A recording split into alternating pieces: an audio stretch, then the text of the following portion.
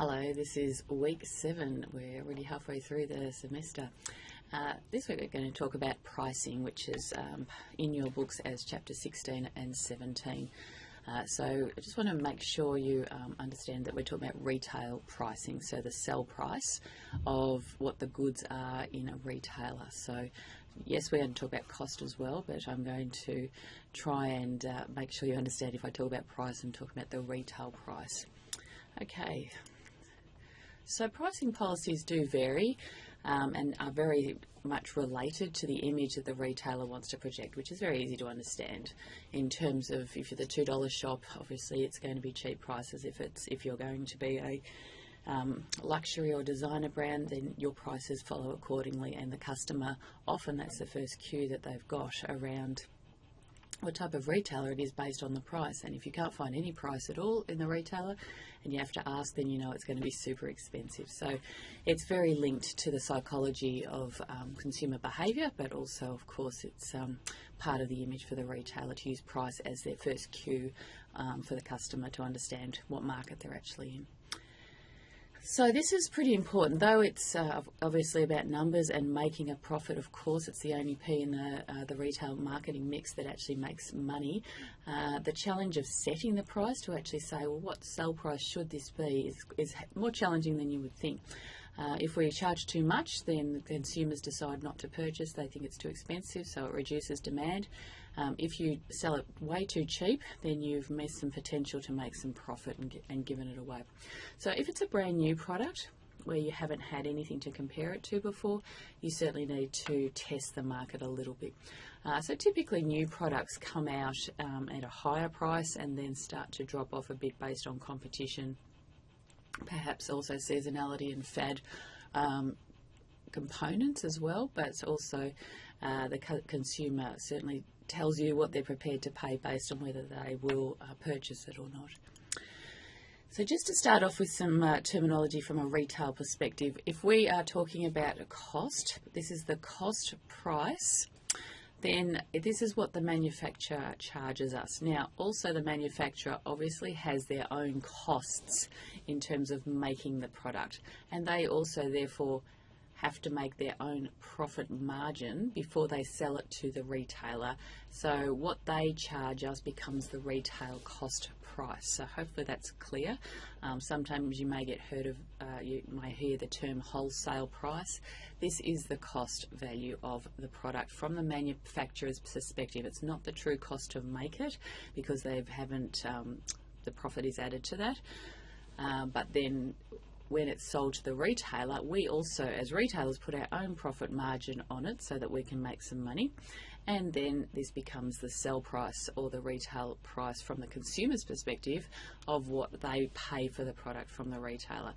You may have heard of a term, recommended retail price, RRP. Just going to talk about that a little bit to say that the retailer sets the sell price and the manufacturer or wholesaler or supplier, whatever you want to call them, sets the cost price. Now, some suppliers certainly can recommend the retail price they'd like it to sell at in the market, and this may be based on market factors or suggested, but they cannot enforce the price that the retailer decides to sell it for. So the retailer is solely in charge of retail price, but the supplier may only suggest which is where RRP comes from. So even though you may see some goods that have been pre-priced by the supplier, the retailer does not have to comply to that at all. It's just suggested. If there is any enforcement, we'll talk about legal ramifications later, the supplier can certainly be taken and reported to the trade practices that the Australian Consumer, ACCC Consumer and Competition Commission, to let them know they're putting undue pressure on the pricing of their goods. They can set their cost price only. Okay, so back to what we were talking about before. The denim, if we're selling denim jeans, their cost of making that jean, so buying the denim material, the zippers, making it, sewing it, dyeing it, etc., costs them $18 to make. They then decide to sell it to the retailer for $40. So this becomes the retailer's cost price. Therefore, they have personally, as a manufacturer, made $22 on this pair of jeans. Now that's fair enough, they've got to cover other costs apart from the manufacturing costs. The retailer then decides that they will set the sell price at $95, which is a profit of $55, converts to 58%. Just hang on a sec, I've just got to have a drink. Now some people might think that's outrageous, you know, these jeans are $95 and they only cost $18 to make, what a rip-off. But the reality is there's other costs of running a business and they have to be covered as well, and of course everyone needs to make their profit. So it's, you know, yes, it probably does seem outrageous that the jeans were so cheap to make compared to what you paid for them, but this has also got elements of brand positioning in it as well, so in terms of setting the sell price. Okay, some of the factors that affect what you're going to charge in terms of your retail price. So we talked about where the brand and the company as the retail brand and the product brand sits in the market has a lot to do with where it is positioned as to what price point you might like to sell it at, premium or cheap. What the customer's prepared to pay, of course, and that is related somewhat to income, though some people will save up, you know, to buy an expensive item, even though they probably can't afford it. From a retailer's perspective, the type of service that is offered obviously has to be covered by the profits of the business. So if we're offering, say, in a luxury retailer, very comprehensive customer service where the staff spends a lot of time with the customers, then that staff has to be paid for in terms of you know, the pricing, so that there's enough profit to pay for that. So in self-serve or lower priced products such as Kmart or in supermarkets even, there's not much customer service as such, and that's why it's all to do with keeping the prices down as such. Moving on, the type of merchandise in aspects of quality, and again, you know, people say, oh, well, if it's high quality, that's true. However, there's plenty of not great quality products out there selling for very, very high prices, which is again related to branding of where it's positioned in the market. So it may not be the best quality product in the market, but if it's got cool factor or on trend factor, then it's got a higher price. Perishability, so in food, of course, this relates to how long it's going to stay fresh for, or it's got a use by date. In fashion, we have perishability in terms of staying on trend or seasonality as such, and also how much of a fad product this is in terms of it may be requiring some kind of markdown.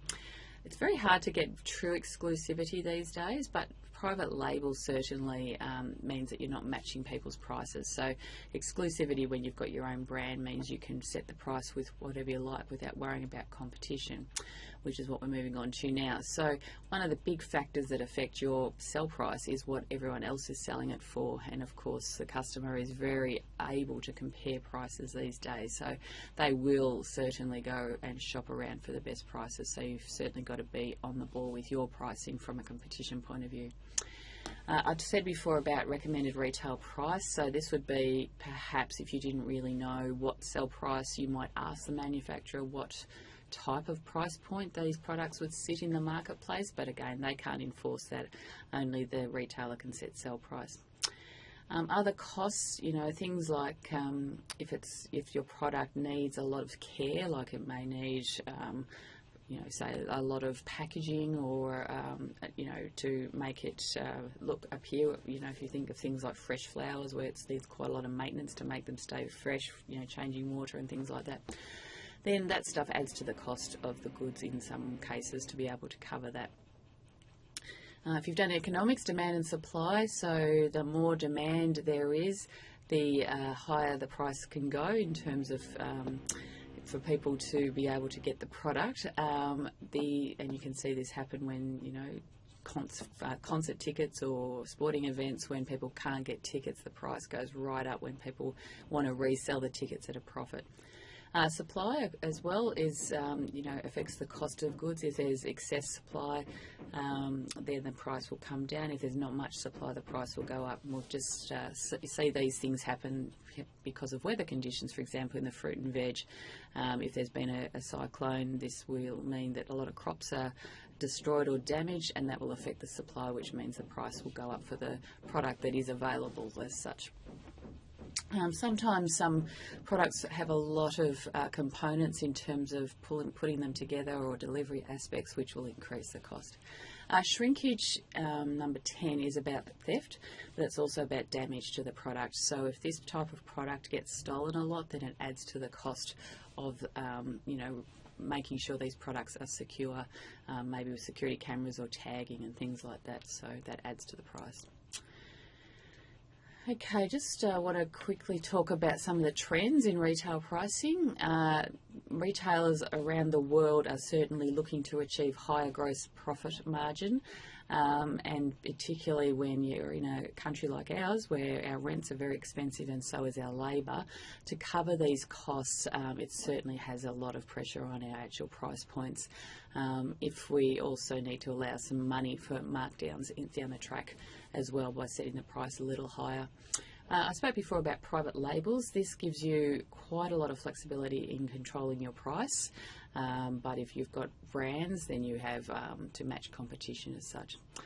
When you take your markdowns, this is, if you're putting your product on discount, then it's going to be obviously impacting on the sell price and therefore impacting on the gross profit. We'll talk a bit more about that later.